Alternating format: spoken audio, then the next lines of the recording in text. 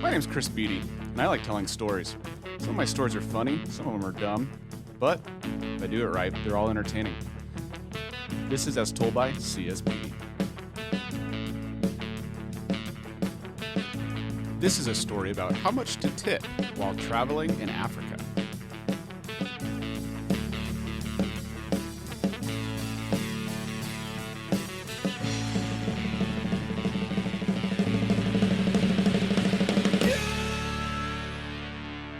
As it turns out, the only real difference between stroking the head of our pet cat Bengals and the head of a live cheetah is that the cheetah seems to enjoy it more.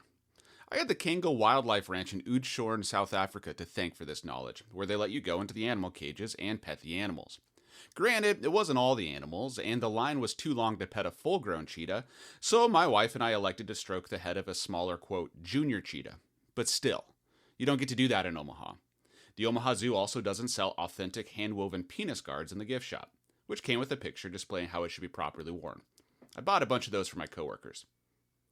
Before the zoo, we went on a cave tour at the Cango Caverns. The caves were neat, but the highlight of the trip was when the guide pointed to a metal star permanently affixed to the bottom of a flight of stairs and told us, "This is where someone slipped, hit his head, and died."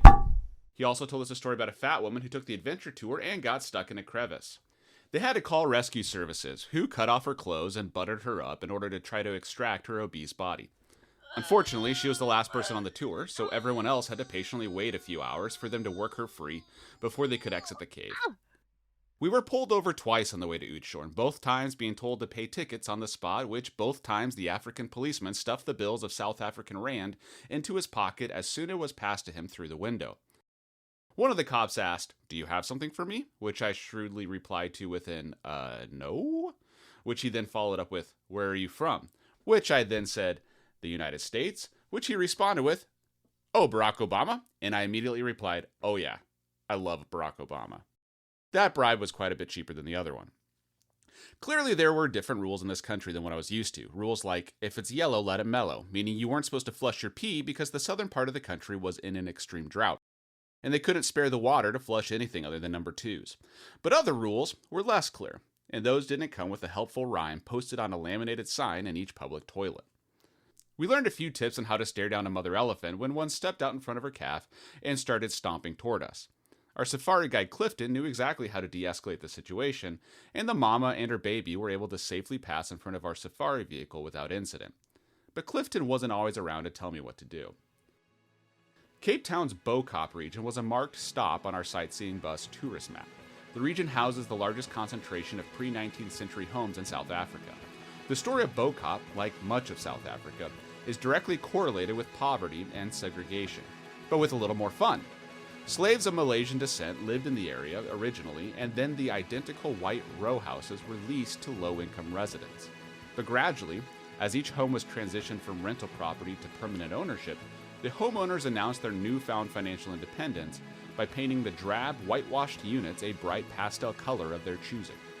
Today, for miles and miles, the community is as vibrant as a field of Easter eggs. We thought this would be cool, but we never got to see it. I don't understand the phrase, "stick out like a sore thumb." I've never once seen someone's thumb and thought, "Wow, that must be sore. It really stands out from the rest of his fingers." Are there a lot of people with thumb injuries I'm unaware of? But in a poor African neighborhood that takes pride in changing a boring white paint job into a neon shade of self-expression, being white is, well, suffice to say you stick out if you're white. Especially when you're carrying 3,000 rand worth of souvenirs in plastic bags with both hands.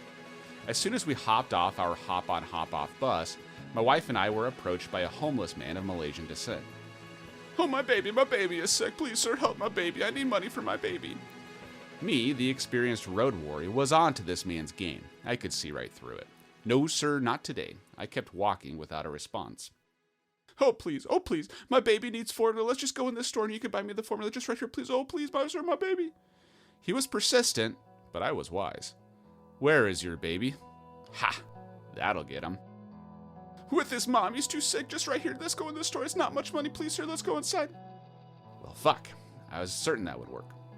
We passed by a Marriott property with a door guard. I considered walking into the hotel and pretending I was staying there. Surely the Marriott staff was used to this kind of thing and would dispose of the hobo based on some established protocol. But I decided that would be overkill. I dealt with plenty of homeless beggars in my lifetime. Eventually, they just go away. Right up here, let's go right up here. Oh, my sick baby, please help. The pestering lasted several blocks, and at this point, we were turned around. I couldn't focus. I didn't see any colorful houses.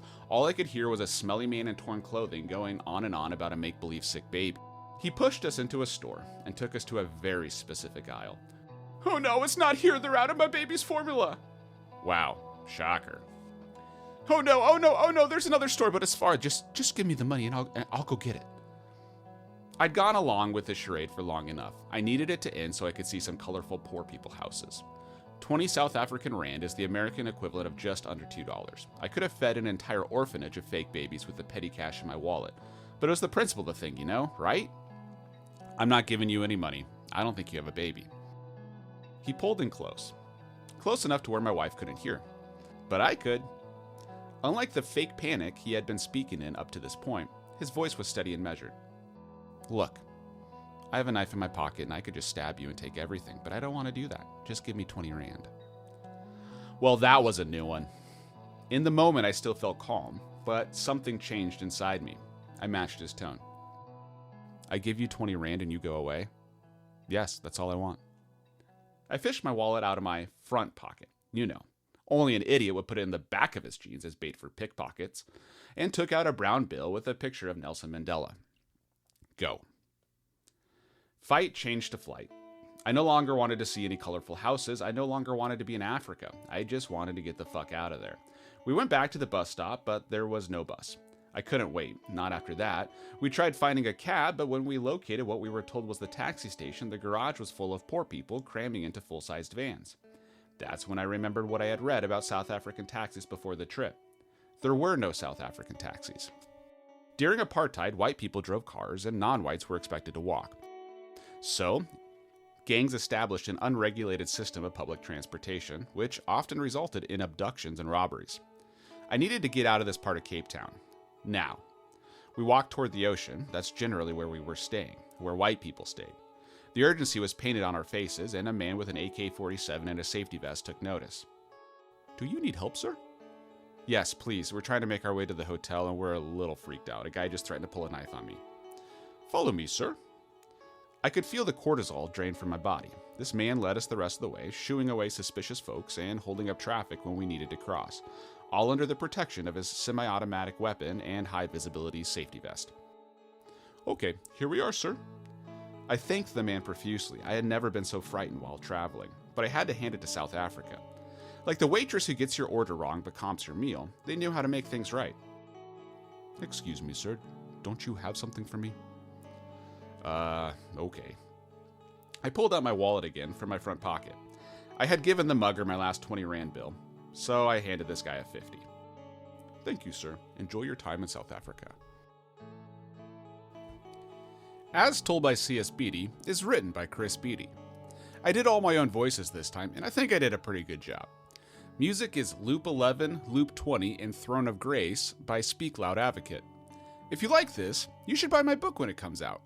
Loser, A Survival Guide to High School Popularity, will be available at a search engine near you Thanksgiving 2025.